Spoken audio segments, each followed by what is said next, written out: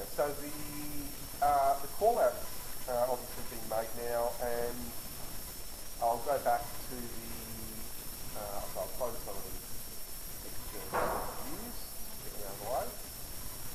And maybe it's a good chance to point out some of these things with tabs, because I know you're probably all used to using the newer versions of Revit with the tabs, so maybe it's not clear how they're meant to be used. So it's a good chance just to touch on that. I think they just assumed when people started using the new versions with these tabs that they were familiar with the way Revit was set up originally, and that was to have all views coming up under the window menu, and I think you can still see it here, when you go to the view tab, you can then see all the open views. So before they had the tab, that was the only way to see all the views that were open. And then you've got this option here to close in action, and that just closes all the tabs except for the one that's open. And so that can actually be a handy thing in itself, but really what that was introduced for was to free up memory. So there's a bit of common misunderstanding with Revit that people think if you have lots of views in your project, that makes it bigger. But it really doesn't. Views don't take up much space at all. So you can make as many 3D views, as many plans, sections, elevations, without increasing the file size very much. But then the reason people thought they were increasing the file size is because if you have lots of views open, it does affect your performance. So if you notice you've got 20 tabs open at the top, and you feel it slowing down, closing extra tabs will free up memory, the working memory. And that's the recommended approach. So you'll see that people a lot of times just keep, opening views, and have this whole thing they can't even see in the end how many views they've got open, because I'm just opening up randomly all the different views, and here we are, especially if they're views that are really graphically heavy. This one must be, with shadows and realistic and, just in line, but still. Okay, so shows you how bad it is. So again, as you're going, the approach that you're meant to be using is that you close down the unnecessary views. And it speeds up your performance a lot. And of course also makes it easier to manage, because you only have the views up there that you need. And of course, much more easy to switch between those. And it's one of those things that is meant to, it's actually a recommended approach with Revit.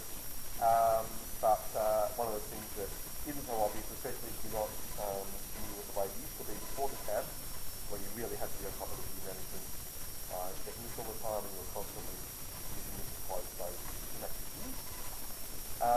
So I thought it's a good chance to show you that. I think it's probably a really good architect over the weekend who he was very upset that he couldn't, what did he want to do? Oh, that's right, he wanted to make it so that he could only have the tabs up here that he wanted. I said, yeah, well, why don't you close the ones you're not using? No, I wanted you to do that for me. I was like, how can it know which ones you don't want? And then he realised he's got to go to the with that. That's right, exactly. That's what gets you more confusing. Yeah. So, it's a useful feature, but, if you're not on top of it, it can get confusing, and so we're all used to that. But they always did intend that you were closing as you need it anymore. And then, so back to this one, now I'm going to make some extra views, because we need to make interior elevations. And this is one of your bread and butter drawings for interior design. The first project where I hired some interior designers was for the bathroom to specify all the tiles. So we didn't have time, and we got some specialist interior designers who did a beautiful job specifying all the tiles, all the bathrooms, and you're always going to be asked to do that in interior design.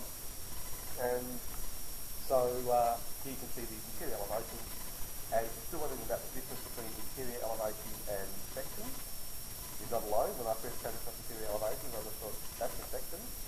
What's the difference? Why do they want us to do these things? Yeah, that's right, they're still cut just like a section.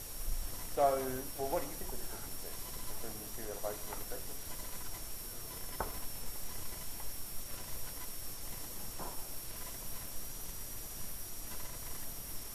it's not that clear cut actually. But for me and for most people probably, the difference is that it stops at the wall or the floor or the ceiling that's the edge of your room. It doesn't go beyond that. So it doesn't show the interior of the wall or the floor or the ceiling that's been cut.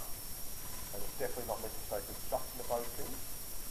So this is okay, but it should really have an even heavier line to show that's the cut edge, the envelope of the thing being cut, so that it's clear it's an elevation going up to that edge and showing nothing beyond it, and that's what makes it interior elevation. And so why do you think you've got interior elevation as well as sections? Why wouldn't you just show it all in a section? Pretty much, yeah, that's right, exactly, yeah. Yeah, the interior elevations are to show interior finishes, so they're an interior design to show all those interior finishes, and you do a lot more interior elevations than you do sections, because you want to show usually every single surface. That's what makes it an interior design project more than architecture, because you should be specifying at that level of detail where you specify virtually every single visible surface in the space.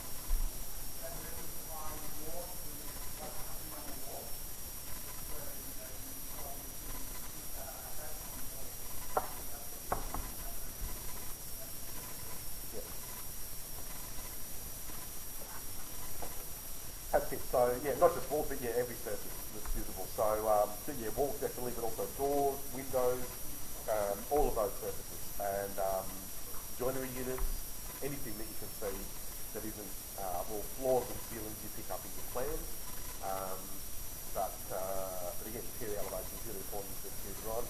And so for the bathroom, you don't need to do every single surface because you're not expected to do interior elevation showing the interior surface of the cubicles, but if you can pick up the cubicles,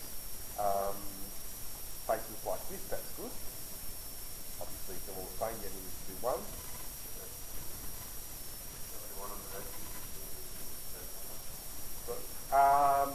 Probably not. No, it's probably just a longer one, I think. So we'll have a look. So let's just have a look at the referencing and we'll be able to find out. So this is 1C on drawing 10. Yeah.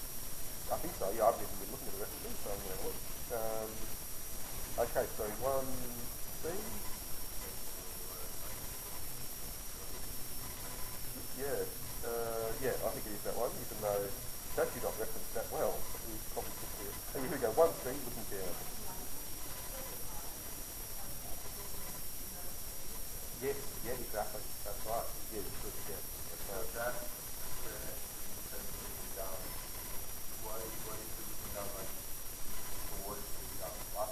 yeah, well, see, that's why, I mean, she's got the referencing, so that's good, but it could be better, because it's not clear where this reference symbol locates. Yeah, I would have stuck it inside the whole section. Yeah, so at least it's there, so you can work it out once you know.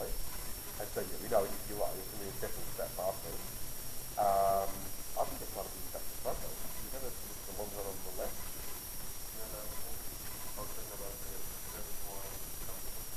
Oh, yeah, yeah. To see how it's here, it's actually back to front. So it's long. So, yeah, so this one, you probably would have taken a nice one for that. So, here, so that's the long one. And that's the short one. And see, sometimes you can't help it being a bit of a section. So that you just have to look at that. But you don't need to show the detail. If you don't want, you can just do it all black. And, yeah, so how do we know it's back to front? Yeah, yeah, it should be clean. Should be in there. So that's the long side. It should be, if it was 1C, 1C is looking down. That's the reference. Right, so looking down the other way, yeah, the long one's on the left.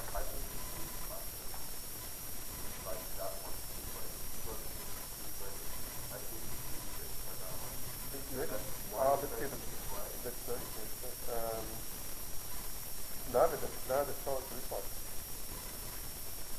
Fairly certain. Which is the mirror there. So the mirror is, okay, let's go. So yeah, 1C is meant to be looking down. I'm pretty sure it's here. You know, that's yeah. So, no, so the long one should be on the left. So let's go back. The long one's on. Oh no, that's right. Sorry, I'm wrong. Yeah, it's right. Yeah. Yeah. So just flipping the head around. Yeah. Okay, so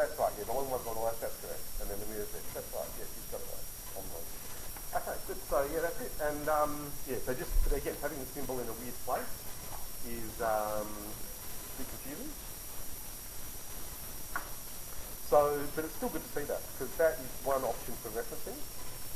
But can you see how she couldn't get a seat reference in there because of the approaches that she chose, which is understandable because there are different approaches. So again, I'm just going to go back to Moodle to quickly get the notes that I put up on referencing.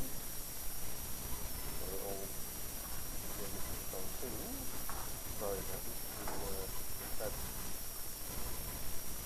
confusing. Close this and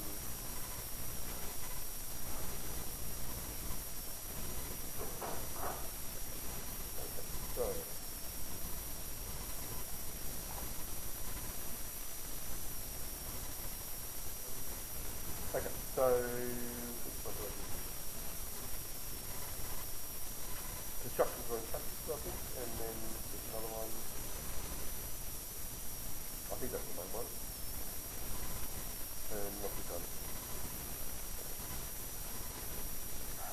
Construction drawing practices.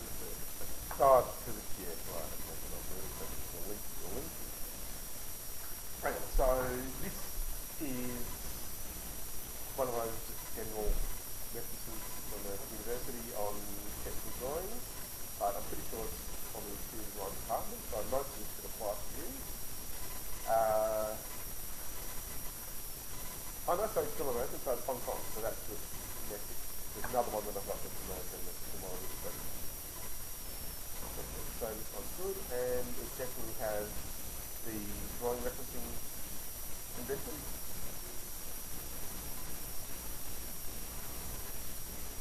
Somewhere. Maybe it's very similar to what you get from the exchange standard as well, but it's maybe what you can take on it. And then the referencing, this is one of the better ones, but still not, well, none of them are perfect, and they all have issues. So that's one very simple way. But then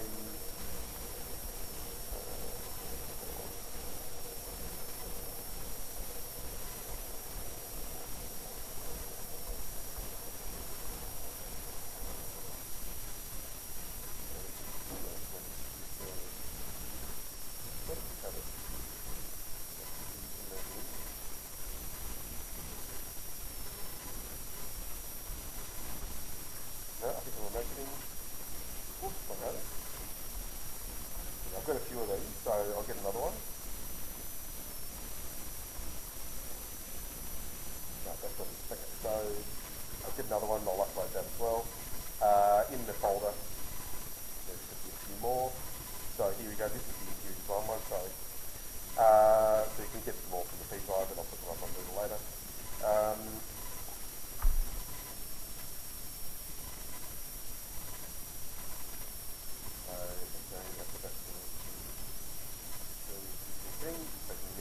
So while that's happening, I'll get this one, which also has referencing symbols.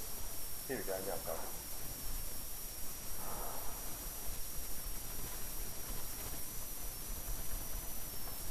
There we are. Okay, so this is one option for referencing. The sections are easy because you put the view number at the top, the number at the bottom. And then for elevations, here we are.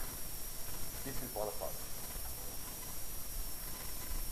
So that's pretty much the approach that comes with Caitlin or Christie, but this one's Moem, the approach they use. So, well, they tell you there what these are, the elevation references or the elevation number, the view reference that's inside the circle, and then the sheet numbers outside. So that's one option. Yeah. Exactly. That's the limitation. So if you have elevations on different sheets, that doesn't work.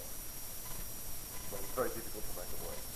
Unless you can have sheet numbers all the way around, I suppose, so that's confusing. So I would only use that if I knew all of my elevations were always going to be on the same sheet. If you do know that though, it's a pretty clear way of referencing. So, but also you have to know that it's been done like that, because you can really only tell that it's a sheet number because it might have a letter or something, and you know it's a sheet reference. So that's actually the old way. That's the way it was done by hand for many years by lots of people, and lots of people still do it that way. This is another similar approach, but a bit better, where you do a different symbol for each elevation.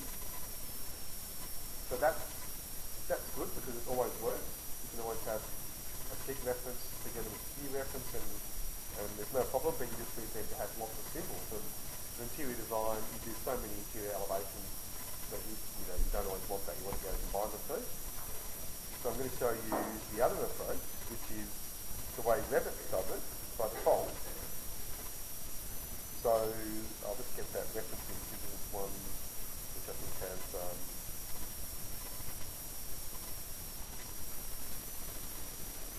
yeah, the other one. Okay, so this is the other way. Okay, so here, this is the way Revit does it by default. You can make it do it either way, but this is, again, the standard Revit way. So it's a bit maybe less clear because the numbers aren't in there. So you can still probably tell, hopefully. So you've got the numbers outside, and then inside you've got the seat number.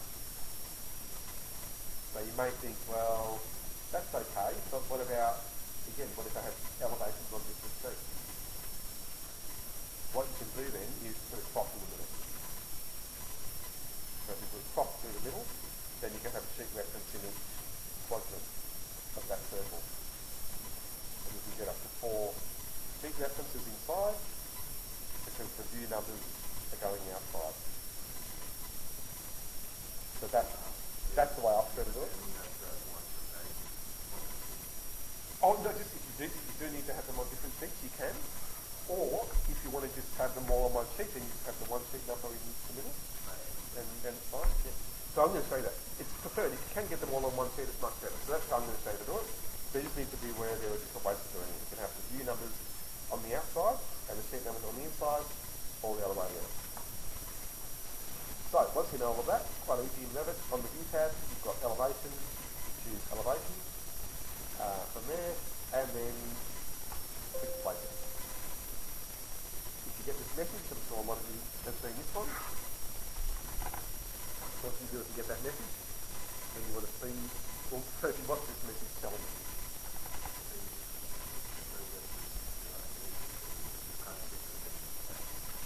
Yeah, but we want to be able to see things clear. You're right, yeah, we can't see it in the plan. So how do we make it show in this plan? So what's it telling us? Yeah. None of the created elements are visible in floor plan level 35, call out 1, that's our view that's open. So it tells you what to do. You may want to check the active view, its parameters and visibility settings. So the visibility setting is the problem. It's got a visibility setting, in other words, hidden the elevation in the visibility setting, and we need to go and unhide it. So it's quite simple once you know. It's just a hidden object, and it's always going to be by category. But it can't be by element, because we just made the element. Yeah. You can right click if you find it, but we've got to find it. So yeah, right clicking would work if we clicked on the light bulb. There's the symbol. Right, so I'll finish making this one and I can select the one I just made. That's it, to get this one. This is the one I just made. That's an old one. Right click, and you can unhide in view category. I'll show you how to do it with view templates later, but the other option would be to go to visibility graphics over here, click at it, and under annotation categories, find elevations in the list. That's the way I do it normally. So I'll show you how I do it. Okay, so let's say again, it's hidden. Okay, I know I've just made an elevation, it's hidden, CV, annotation categories, and we'll scroll down and you'll see, VV, yeah, double V. Yeah, and this should be something you're doing all the time because this is the equivalent of AutoCAD layers. Right, these categories replace AutoCAD layers. Yeah.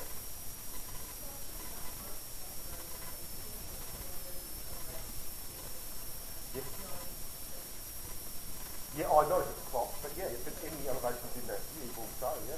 You have to. Yeah, exactly. That's right, yeah, that's right. So, but then when you go and make interior elevations, you go to it back on, and you just have to turn the category back on, and then you individually hire. That's right, yeah, exactly. Hide the ones you don't want by element, and that's how you have to do it. VV. VV, yeah. So yeah, that's one of the most commonly used for me, double V. And right now you reminded me of the, probably don't remember, the show. Remember this one? Old enough to remember. That was such a huge show. V. Remember V, the TV show? It's called V? Yeah. Yeah. That was the biggest show on the planet. On the planet at the time. Anyhow, probably before a lot of people saw it. No, don't remember? No. V. It was in the 80s. It was the biggest show on the planet. It was like Game of Thrones.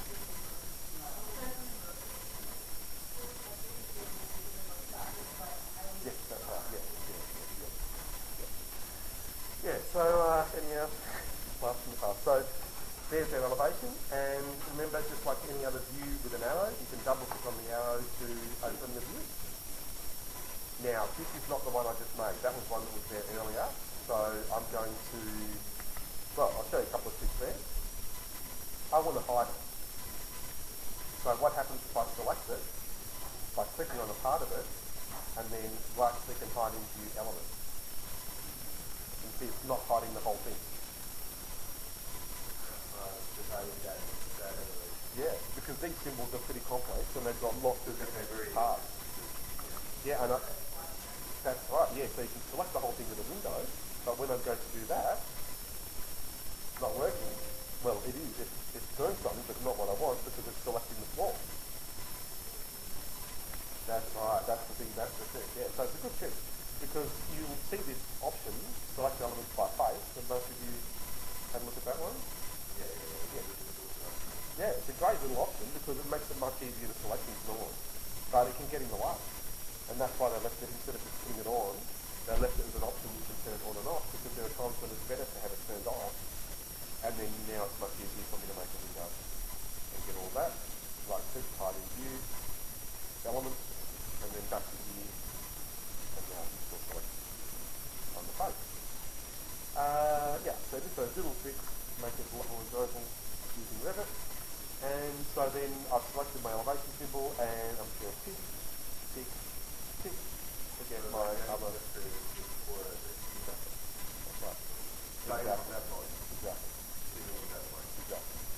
That's right. That's right. So now that's good. So then if I select this one, you can see in properties, which it is, because sometimes it isn't obvious what the name is. So these elevations, well, the first one was elevation triage. That would have been this one here. And that's a good way of finding out which one it is because you can just in here, right click, and then rename. Oh, you put it on the sheet. So that's the sheet reference. So we've got to go and put this onto another sheet. So I'll do that now. I'm going to make a new... once we are actually... Exactly, yeah, the references get done automatically. Yeah. So I'll make a new sheet and I'll put the call out 1, it's the one that I've been working on, so I'll put that onto my sheet first. And once it's 20, I'm going to be struggling to put it onto even A2. This is why I was suggesting some people asking about what page size to use. Yeah, and so in the brief I think we said you can do either, tell me if I'm wrong, but I thought we said you can do either 1 to 20 or 1 to 50, or did I change it to just 1 to 20? Did I just change it all this year? Does anyone remember? I wanted to make it more standard. Oh yeah, I said you can do whatever. So A2, A1, A2, A3 page size. So I would have said whatever scale. So I would have given scales. Right, okay, so I didn't give you the option. Okay, so you've still got the option, but I think 1 to 20 is better. For you, it's easier. You can see things more clearly, and it's no mistake exploring. That's right. So you need to use it in the So if you don't need to pronounce these things, it's up to you, but I'd find it easier to work with bigger sheets and have things with a better scale. So I've got an AO sheet here. That's 2 big. So you all know how to change to a sheet size that you haven't got loaded. So if you need to change to a sheet size that isn't in your project, And you're loading. yeah, you load it. So to do that, if you select your sheet, you can't get to it from the list here. You've got to go to edit type and then load. So we've got some title blocks here. There's an A1 default title block that's pretty horrible because it's the Autodesk one. So back to here, edit type, load, and you go to our library on the P drive. You'll remember how to make it.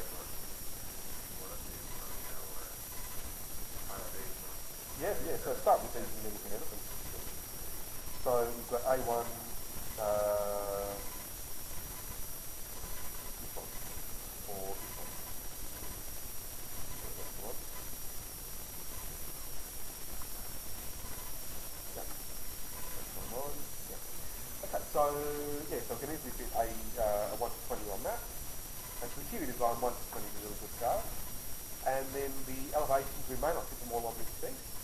So we'll see how we go. In fact, if you want to do AO, that's okay, because it might be good for this. So back to the elevation, so elevation 3A is the first one. And when I go to place it, you can see then it doesn't know how high the building is. So I'll go and open up the view and you can see that it's, well, why is it only showing this part of it? Exactly, it's not. So you've got the show crop region button down the bottom if you're not sure whether it's visible or not. That's the problem with it. Yeah. Yeah, well, yeah, sometimes you've got to search for it, and then you've got the one next to it that turns cropping on and off, and that can be really handy as well. So if I turn cropping up, I can see it's all there, but it's being cropped by the section box. So again, turning it on and off doesn't hurt to find it, and then you can bring it up to go faster. And then the reason it didn't find all the buildings is because this is actually, even though the plan looks like it's skeleton complete, it's actually not. So there's a lot of detail missing on the interior there. There's a lot of stupid stuff that doesn't need to be there. I think in the bathroom, when we can put in. So that's what we're going to do. So, that's it. Yeah, it's just, and this wall is, it's small fudge. Well, not fudge, but it's enough for the plan. And so back to here, to that wall. That's why it can be cropped so low, because that wall's only 450 mil high. So back to here now, and okay, there's a lot of levels in this. So that's a little bit better, but we'll fix that up. Okay, so back to the sheet now, and of course, you can see the elevation, but it's still a bit tight, so I think I'm actually going to switch back to a O.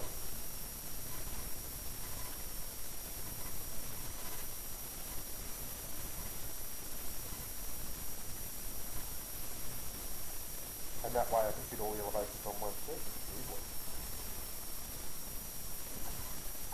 So back to the elevations there, and I'll just put on another couple and use the referencing.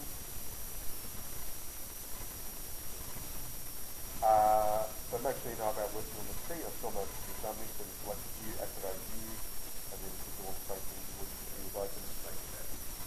Yeah, exactly, it is exactly, that's right, spot on, yeah. So it's just like model space and paper space. On a sheet in Flickr, yes, exactly. So, yeah, so I'm sure you all know to deactivate view, you can do that, or double click. So, and Revit's pretty good at lining things up. So here you can see if I drag it, it shows me exact lines when these elevations are in line. Not the tags, but the floor level, yeah, that's right, yeah, that's the view, exactly. So then, looking at the section reference, you can see again how Revit does it. It's the sheet number inside, and then the numbers going around the outside. If you are one of those people who needs to have elevations on a different sheet, I can give you a tag that does multiple sheet references in the one tag. No, you have to, it is, but you have to set it up in the tag. You've got to load it in and then set it in the label in the tag. I'll say it. one of the formula that then we have to set up. Pretty much, yeah. So I'll show you that later, but I'm going to show you instead how to make a, well, I'll maybe do this later as well, but I'm just going to show you that these things are available. So the final one, so those are the elevation references. And then I showed you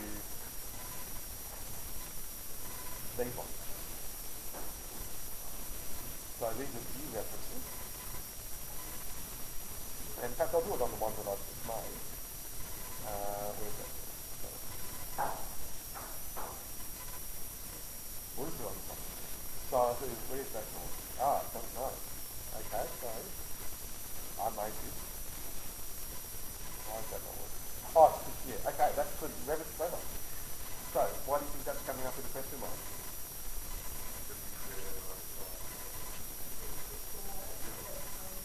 Yeah, close? Yeah, pretty much, yeah. It's because I hid the other call out. So this one is no longer referenced because it's hidden. Yeah, that's pretty clever. Shows you how good referencing is in Revit. It picks up that I hid the thing that's referenced. Yeah, you can, yeah. And it's good because this just does all the hard work for you, as long as you understand how it works. Yeah, whereas with AutoCAD, you've got to know how it works, so then you've got to manually go and type in all the numbers. And, imagine what it's like if you're drawing, if your plan, your main floor plan changes to 100A from 100, you have to go and change every sheet that that floor plan's referenced on. And it might have, if you make a floor plan, it might have 50 different details coming off it. So you've got to go to all 50 of those sheets and change the sheet reference to 100A.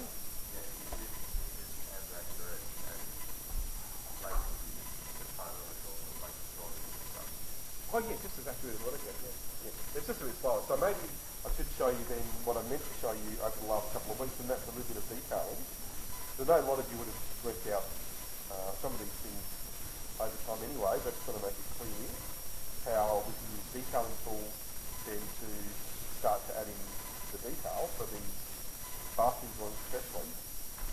So I've probably done enough on referencing, I think. I'll come back to you on the reverse referencing. But again, it's just a different tag that you need to load, and you won't find this in the normal library. I'll give it to you. It is on the P drive already, so you have to search for it, and like I said, you've got to set up in a certain way. It's not the simplest thing, but the first thing is just understanding that it's another type of referencing you need to know about. But you see here, this is the simpler type of referencing where it's just the view number without the sheet reference taking you back to where the view came from. So that's probably how you should start. You can get into the stuff later. And again, elevation references, hopefully that's pretty clear. So now I'll go into the view. We can activate it and draw on the sheet if we can. Yeah. And I like to do this when I'm detailing because sometimes I want to draw in the view and sometimes I want to draw on the sheet. Especially for notes. I often do notes on the sheet. Because it saves me time. Just because I can copy notes from one view to another. So I might have 4 elevations all on the one sheet. And they're going to have similar notes. Yeah, and then you can just copy them from one view to another. Whereas if you're in the view, putting the text on, you've then got to copy and paste.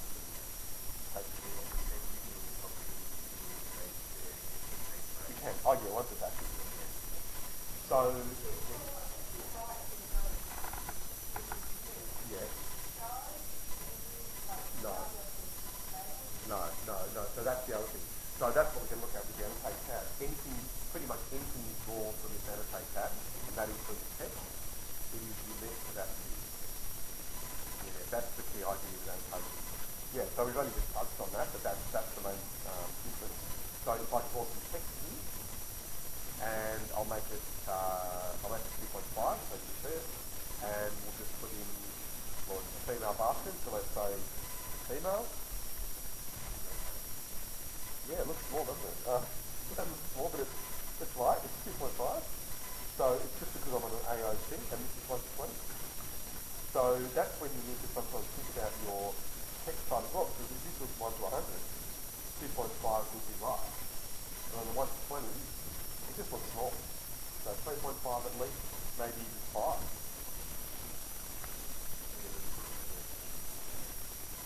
But it's huge. I mean, when you print this out, it's going to be huge.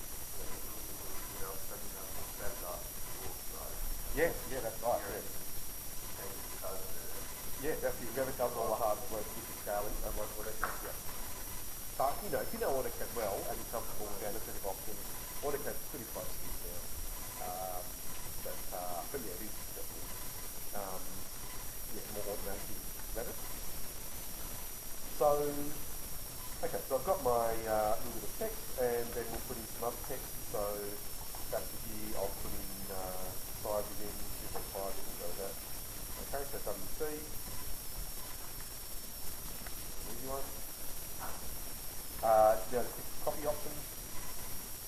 Revit. Got the copy button. In Adobe programs, it's Alt when you drag something. Oh yeah. So it's not Alt in Revit, it's Control, but it's basically, so here's Control. Yeah, how much good is that? So that's a really good thing when you're doing a lot of this. And there we are, so I've got my notes all done going quickly. And then, okay, so that's text, and then I'll quickly just flip back to the floor plans that I started with, so it's clear that it is unique to the view and what that means. So in other words, when I do the text in the call-out that's over the top of this bathroom, it doesn't show in other views that are showing the same area. Now you can bring it across, say you decide, well actually I want that. So I've decided, yeah, I want the at least the female thing to come up, that text to come up on my large scale plan. Yeah, so you can copy and paste it. So yeah, so go copy and clipboard, go to my floor plan, and see you've got too many views up. I'm going to close these. Basically, not sure if you can have the one from there. There we are. So there's the view I want it to be. So the modify, paste, align to current view. This is the one you use all the time when you're copying annotations. Yeah. And see what I mean? The scale. Yeah, the scale's different.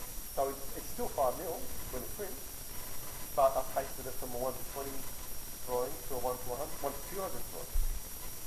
Right, so it will seem big, but it will print exactly the same size. So what do we do? Make it smaller text size. So even on this different size. Change it now to the size. Yeah. When you bring like the large size, so that size will be smaller. That's right. Exactly. Yeah. So once you change it on this large size, it's not going to be like that. No. It's going to be like the way you see it on the large size. That's right. But when we print them out, it looks like this would be the big text, and this would be the small text. But really, that's 5 mil. So that's not 5 mil. That's 2.5 mil. Yeah. Exactly. Yeah. So that's 5 mil.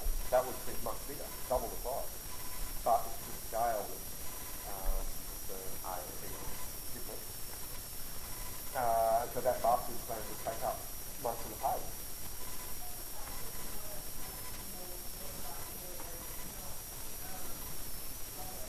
Exactly. That's right. Because the scale, at that scale on line weight, basically become heavier or thicker than the walls themselves. At that scale. Yeah, that one. Yeah. So thin line. Now I feel like people fold that on and just leave it off. I hate when I see that because, like, people come to the AutoCAD days, they think, yeah, I'll just turn the line weight off and then I can see anything. But they forget that they're not seeing how it's going to print. So what's the point in putting detail inside this wall if the line weights are going to cover it up? Right, so you're going to, at 1 to 20 you can see it, of course. But it's really important that you, I think, work with line weights turned on most of the time because then you know when it's worth adding in detail. So there's no need to add detail. It's good to know that you can toggle it off just to see a bit more. But then I think a better approach, if you find yourself needing to do that all the time, is to just simply change the scale. But because that line weight is still getting some heavy lines, and the heavy lines actually help you with lots of things in Revit, especially when you start using working sketch mode. It's really important to be able to change the heavy lines. Yeah. Yeah. I've worked with the default line weight for this because I wanted to stick with the ones you have, but normally I would light them all. But you're not expected to do that. For this project, you can stick with the default and you can still get a good result. Yeah, but yeah, if you're going to work on it, you start out by the first thing you do. Oh, that's the next one, is it? So this one, that's done with the floor. So what I'll do, before I do the hat, I'm going to do it's a split region. Yeah. Yeah, so there's a few options, but split regions are good. So maybe I'll delete that and I'll do it again. So I was going to go on to the detail line. No, I'll do that first. So, okay, so we'll get the split face. They can be hard to find. So if you ever need to find one, let's quickly move on to the edge of the where you think the split face is, and then tab. Yeah, that's right. So there you can see it's highlighting the wall. That's obviously not the split face. So tab. There's my split face. How do I know? Bottom left corner. Now just click, select. So it was the floor that had a face cut into it. I deleted it now, I'm going to make it again. So that's the modifier, you have split face tool right there. So in this case, it's really helpful to have that select elements by face turned on, because I can click on the middle of the floor to select it. And this is a really easy bathroom. This is a rectangle. So I'm just going to draw a rectangle with the face tool. And where does your tile finish? Yeah, on the edge of the door. Yeah, edge of the door. So that's good. So you want the tile to finish under the door, normal. So I'm going to go a little bit into the wall. I don't mind if the tiles go into the wall a bit. That's okay. And then I'm going to put this side up, I don't want it to open that way anyway.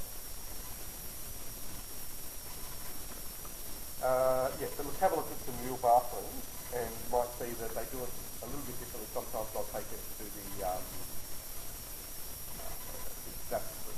sometimes I'll take it to the threshold.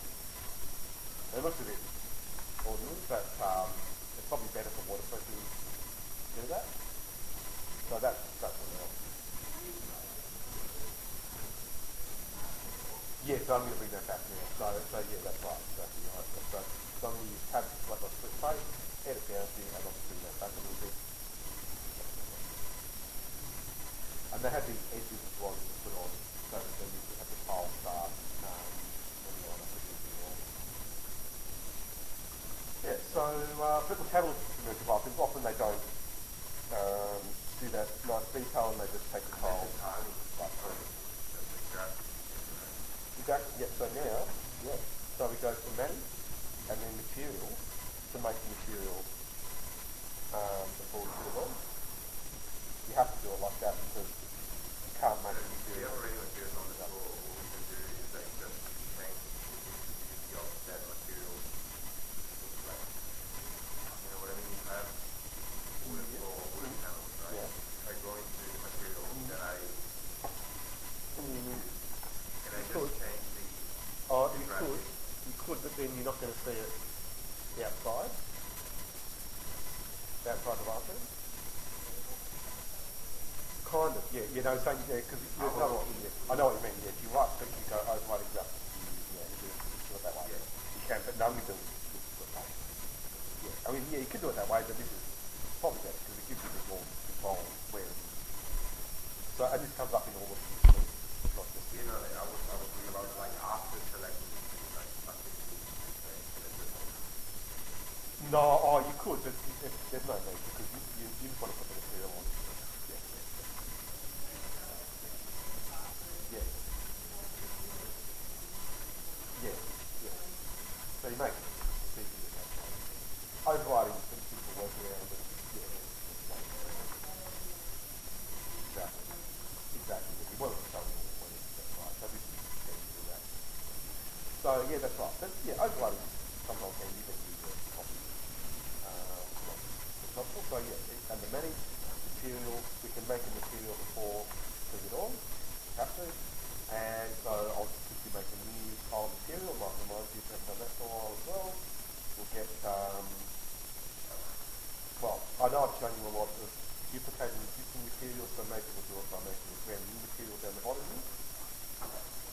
So here, clicking on the cube, if you don't know that option, you can go to create new material, and it gives you a brand new, completely blank material. Right click and rename, and call it ceramic tile, I'll call it ceramic tile 1, so I've got one with that name. Oh no, so that's what, yeah, right. Okay, so then the process should be that you usually start with appearance. You can do graphics first if you want to, but I'll do appearance first. Right click in the place and just get a tile material. Not too worried about the appearance. So in the zoning folder you've got tiles and you just choose a tile. Up here, I'll just put the plain white tile, that's all. And then back to the graphics tab. You use the appearance, you can cut colour. I'm not too fussed about that. The main thing is I want to get a surface pattern and set that pattern to... Yeah, oh, right, sorry, not I did. Just changing panel material on the surface thing to the surface pattern. Yeah, that's right. Just that area. Yeah, that's right. Yeah, that's right, yeah. So it's the foreground normally you start with, you don't need to do a background, so we'll do a foreground pattern. And which option do you reckon should you use? You think so, but it's not. Yeah.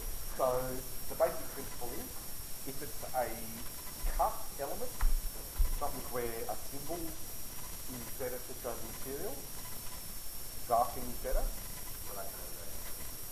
Or section. Yeah, because these are not drawings of the material, they're a symbol that represents the material. If you want to see the material, in other words, you want to see a drawing of the material, where it's usually on the surface of the material, then model's better. And we want to see the tile. Not a surface pitch, but you want to see the shape of the tile. Yeah, with lines, that's right. No, you've got to do that in the field. Yeah. But if it's a hidden line perspective, then you'll definitely show the tile, yeah. So we've got these preset ones, 100 mil, 150 mil squares, that'll do. I won't go through how to make them, I'm sure you can work that out, you can do it down here. But it's easy to edit them now as well, a lot easier than it used to be. So yeah. So yeah, so this is a new thing, you used to have to duplicate, so you couldn't duplicate them before, but you could easily duplicate these patterns for the starting, so it's a lot easier to make a new pattern from one already there. Well, it's a bit more intuitive, yeah. You know what the thing is that you're more used to the graphical Revit, like our easier Yeah. understand. Yeah. You don't use AutoCAD like that much. No, yeah, if you're not forced to, I mean, AutoCAD. Stuff are like easier, like visualize the items as well. Yeah, exactly, yeah. You figure it out. Yeah, definitely, yeah. And you can, a lot of this comes from AutoCAD though. So if you do know a bit of AutoCAD, it's handy too. And if you ever want to get the really complex patterns AutoCAD can do, Revit actually uses the same HAD files. So if you're interested in that, I can show you later how to load in all your AutoCAD HAD patterns and use them in Revit as well. But yeah, so 150 more squares, I'll do this particular one to try some of this. So yeah, surface patterns is all I need, okay, and then I'll put them on. So how do we put the tile pattern or material onto my split face now? Exactly, paint, that's it, exactly. That's easy to remember because the paint button is right under the split face. So it goes together. So we paint. right? You'll see then why I make the material first, because I can't make a material in here. So yeah, so you're just going to leave that open. Make sure you've got the material that you want selected, and we know it was called ceramic tile. One. No, I didn't have the right one. That's the right one. And then pick your floor. And what's it doing? I don't even know. It's picked up some weird angle. That's not in my pattern, I don't think. I'll just check. I'm pretty sure I can put that in the material. I might have, but I don't think so. Yeah, so it's 0 degrees. So it's picked up some funny alignment. I'm not even going to worry about the reason. So you want to know what you can do if that happens, and you want to line up your patch pattern with the wall or something. So, like anything in Revit, the align tool works with virtually everything. So to modify, you click align. There are other ways, but this is the way. Pick the edge of your wall, and then pick one of the edges in your tile pattern. Can you say is that already on the liner? It is, so that's set in the material. Yeah, you can set the colour. Yeah, sure. Yeah, sure. Okay, so, yeah, so you want to make it more faded. Yeah, okay, so yeah, under manage, go to materials, find that material. So there. So it's already 120, but you can definitely adjust that colour. It's already the lightest line weight, so I can't lighten the line weight anymore. I guarantee you that's already on 1. But still, that's yeah, maybe. Yeah.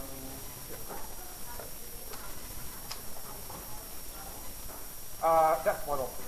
So I'm going to show you the other one. So just to finish off, a couple of things. I'll probably come back and go more into this later. But I just wanted to make sure you at least know the two main detailing tools, apart from text and things like split face. You've got detail lines. Now, we'll go into making line styles later as well, but to begin with, you can just use the preset detail lines. Now, this file has a lot more than you'll have. So you'll have these at the top. Yeah. Yeah, of course. I do it all the time. I'll show you something. That is one of my old student projects. I'm not showing you. I'll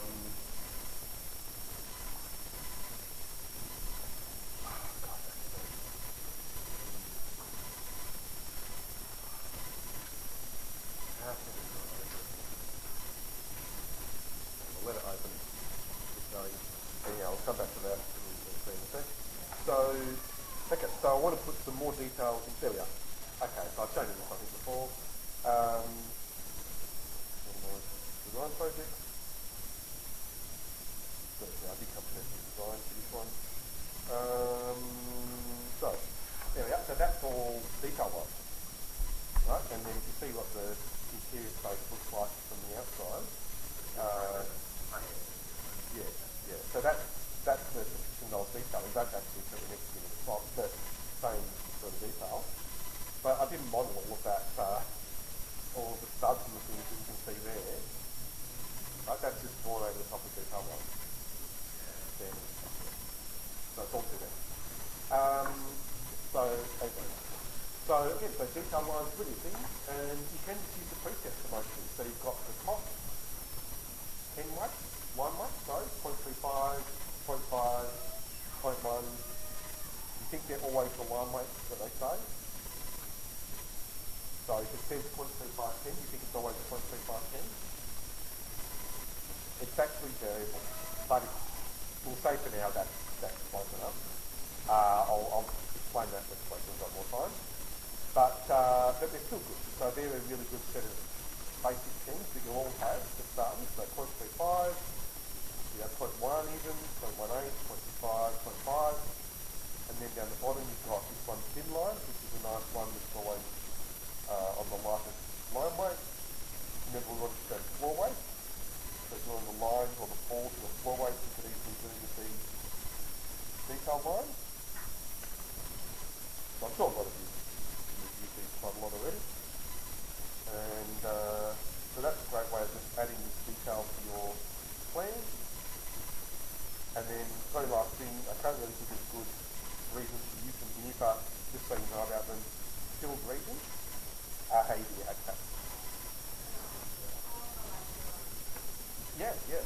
And it's just like material, when you go to edit the region settings, it's got all the same add tabs available as you get with material. And you can load in all the AutoCAD add tabs. They make it. Yeah, you just draw a region, so I'll just draw something.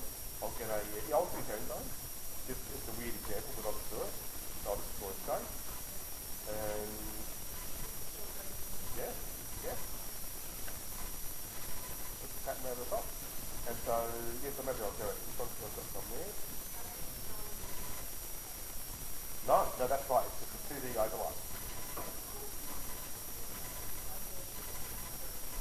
Yeah, that's right. It doesn't go on. You can make it go onto the wall for the So it says if you can do it in 3D, it's usually good. But for me, I mean, I really see this a lot because, well, no one knew except me. The assessments had no idea, and they did say this was they couldn't because in my 3D model, this floor is just a thick flat with no detail in it. It goes through the ceiling underneath. But then you can see all of this concrete in the detail is just still Revit. And the flooring there, so that's all perfectly detailed. The flooring, still Revit.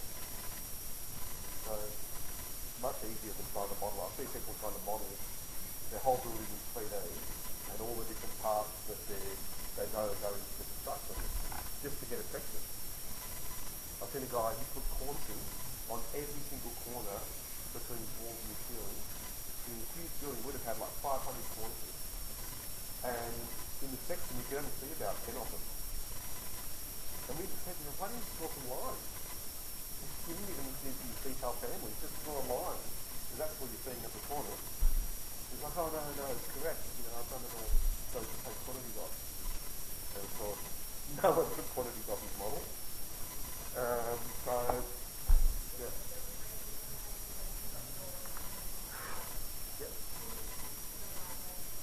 Yeah, absolutely. Yeah, it's all in there. Yeah.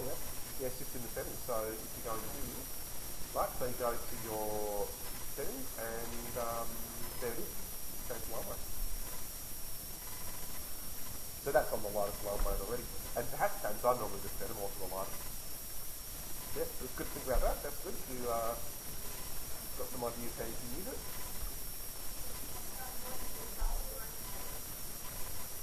Yeah. Oh, yeah, so if they're just standalone details, yeah, there's a trick there. So, we'll get onto this more later, but you use drafting views. Yeah. So on the view tab, you've got these great things, drafting views, which you only really appreciate when you've been using the program for a while, but yeah, once you are, they're for standalone 2D drawings, and so they're perfect for details that don't need to be connected to your 3D model at all. Yeah, it's one of those great things, and especially if you've got a lot of AutoCAD line work details that you want to bring into Revit and just have as part of your project, but nothing, not connected to your 3D model, that's what you bring in. That's the secret. Yeah, and that way you can use AutoCAD per part, and then just, have it all together in one Revit file. Yeah, it's a great thing. Yeah, and that's how, at Ultimo, where we taught building drawings to you, that's how we taught detailing. We didn't teach AutoCAD at all, we just taught them how to draw in drafting view, and they drew like in AutoCAD, but, still in Revit.